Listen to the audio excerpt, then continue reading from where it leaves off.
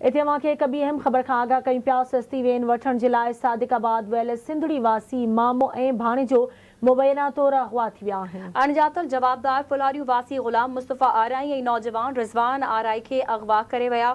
मुग़वियनि जे वारसनि मूजिबि ॿिन्ही ॼणनि खे 10 लख रुपयनि समेत हथियारबंद अगवा करे विया आहिनि।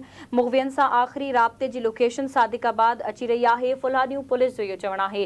ब्रेकिंग न्यूज़ अवां सां शेयर करे रहिया आहियूं। सस्ती वैन वठण लाइ सादिकाबाद वियल सिंधड़ी वासी मामो ऐं भाणेजो मुबैना तौर अगवा थी विया आहिनि। अणॼातल जवाबदार फुलारियूं वासी ग़ुलाम मुस्तफ़ा आराई ऐं नौजवान रिज़वान आराई खे अगवा करे विया। मुग़वियनि जे वारसनि मूजिबि ॿिन्ही ॼणनि खे 10 लख रुपयनि समेत हथियारबंद अगवा करे विया आहिनि। जॾहिं त पुलिस जो चवणु आहे त मुग़वियनि सां आख़िरी राब्ते जी लोकेशन सादिकाबाद अची रही आहे।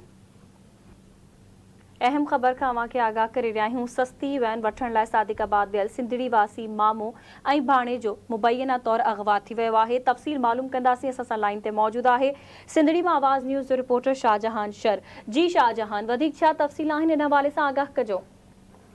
जी मां तव्हांखे ॿुधायां त फुलेरी शहर जो रहवासी आहे। सस्ती वेन वठण लाइ जेको सादिकाबाद वियल फुलेरी रहवासी मामो ऐं भाणेजो जेके ॿई ॼणा आहिनि उहे हिरख जी अगवा थी विया आहिनि।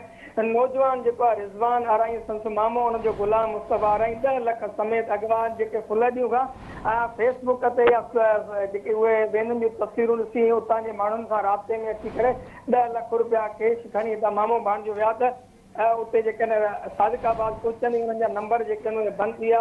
हितां वारसनि पारां इहो अगवा जो शक ॼाणायो आहे। उतां जेका फुलेरियूं जी जेका पुलिस आहे वारसनि पारां हुन सां राब्तो कयो त उन्हनि ॿुधायो त असां वटि वारस आया त 10 लख समेत असांजा माण्हू अगवा थिया आहिनि। गुज़िरियल राति खां राब्तो न आहे थियो। आख़िरी राब्तो ऐं लोकेशन जेका आहे सादिकाबाद जी आई आहे पर वाक़ई असांजे सूबे में न आयो थियो। हिननि जी ॼाण मुताबिक़ इहो चवणो जॾहिं त हुननि जे वारसनि पारां इहो ई ॿुधायो त सोशल मीडिया ते सस्ती वेननि जा फोटू ॾिसी सौदो करणु विया।